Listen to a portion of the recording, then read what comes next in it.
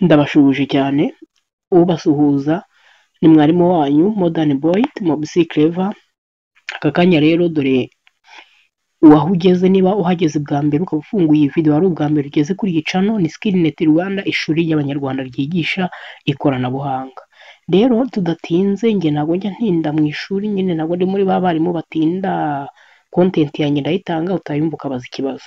Ikintu cya mbere ngiye gutangira nkubaza kugira ngo menye ibintu ngiye kwigisha kuko niba iyi video ari wowe nayikoreye, niba usanga atari wowe uyisharinga uyihereze mugenzi wawe wagize iki kibazo ngiye kukubaza.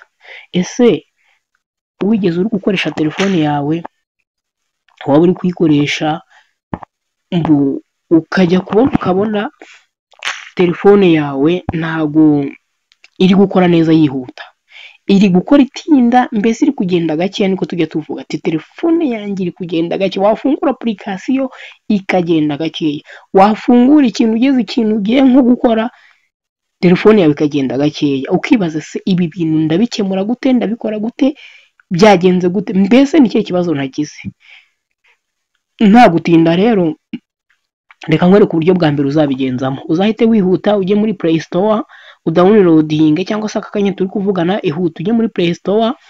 Application dore ngiyi niyo igivamo application. Play Store urayizi. Aka kanya nge ntago ndi online ndi offline, ariko uzahita ugenda uyisearchingemo, usearching application bita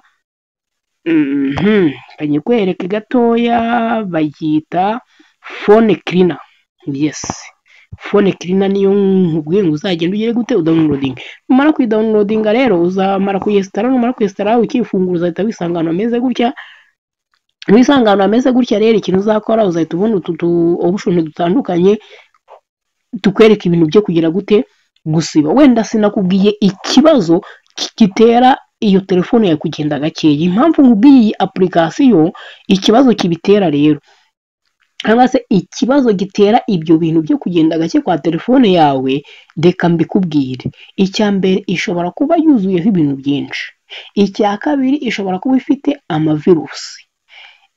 Ikindi, hashobora kuba hari application ziba ziri gukora wowe utazi ko ziri gukora. Ibyo nibyo bintu bishoboka kuba byatuma telefone yawe igenda gake mu buryo budasanzwe. Ukabona uko yayikoreshaga wajya gufungura ikintu ukabona iri kugenda nk'umusaza cyangwa se nk'umukecuru, cyangwa se twavuga ngo telefone yanjye yabaye nk'akanyamasyo cyangwa se yasinze.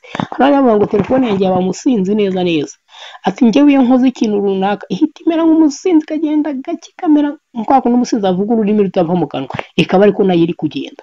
Rero ikintu ngiye kukwereka rero, niba ikibazo cya mbere kugira ngo ucekinge ko ari byo, urabanza downloading iyi application.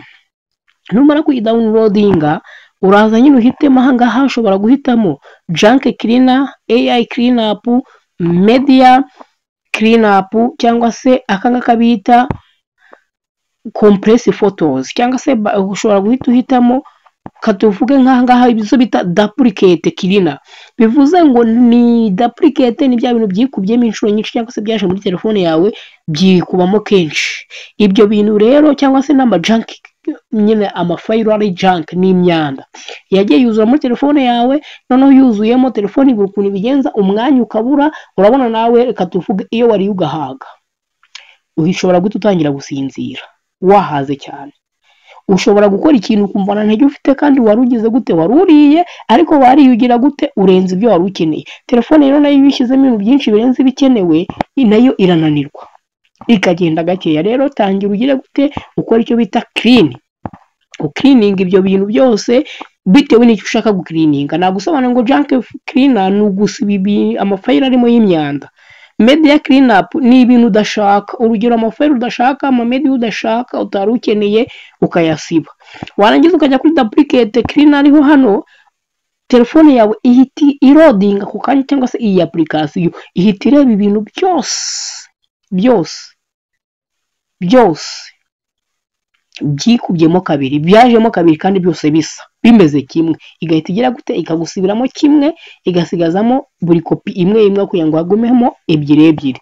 Rero ndakwinginze kugira ngo ukomezanye nanjye kuri iyi video, kuko nitugerana ku musozo w'iyi video uraza gusigarana telefone yawe ikora neza nk'uko wayikuguze, cyangwa se ukiyigura ukimara kuyikura muri ya makarito yayo ibirimo. ukuntu yakoraga niko n'ubundi nawe uraza kuyisigarana igize gute iri gukora kuko leta yongera ikora yihuta. Ubu bwari uburyo bwa mbere rero bwa application narindi kukubwira. Ubu n'uburyo bwa mbere bwo gukoresha iyi application, ariko se ukongera ukagira ikibazo ngo ese iyi application ntayifite nabigenza nte? Ikibazo kiza cyane. Niba uri kukibaza mu mutima wawe ukaba utagishyize muri comment, wenda watangiye ugishyira muri comment uvuga ati application nge nayo mfite cyangwa nayibuze, kurikira video yindi igiye gukurikiraho, ndahita ngukorera iyo video yindi ikwereka buryo ki ushobora gukora clean up ya phone yawe, noneho nta yindi application ukoresheje aho gukoresheje setting yayo, ukajya muri settings gusa za telefone yawe, warangiza ugahita ugira gute, ugahita utunganya telefone yawe ukayiclearinga cyangwa se ukayihanagura kugira ngo yongere igire gute i-boosting umwanya cyangwa se performance yayo. Ndabakunda cyane, yari mwarimu wanyu Modern Boy. Ahangaha wisanze ni kuri Skillnet Rwanda. Mwinginga ngo andika muri comment uvuge ngo iri somo ryari rikenewe, cyangwa se niba ubona wowe telefone igenda yihuta ariko nawe wazabikenera. Ikindi, niba hari mugenzi wagize ikibazo akaba akeneye kumenya ibikoranabuhanga, musharinga iyi video imugereho, cyangwa se ushishikariza abantu gusura Skillnet Rwanda. Wandike Skillnet, usiga akanya wandike Rwanda, ubundi urahita ugira gute, urahita uhura n'aya masomo yose. Kwiga n'ubuntu, icyo usabwa ni ukuba ufite umwanya wawe, na minota myinshi nzajya ngutwara ku isomo rimwe. Ikindi, warangiza ukaba ufiteho megabyte zawe nyine, birumvikana ntago wakiga nyine online nta megabyte ufite.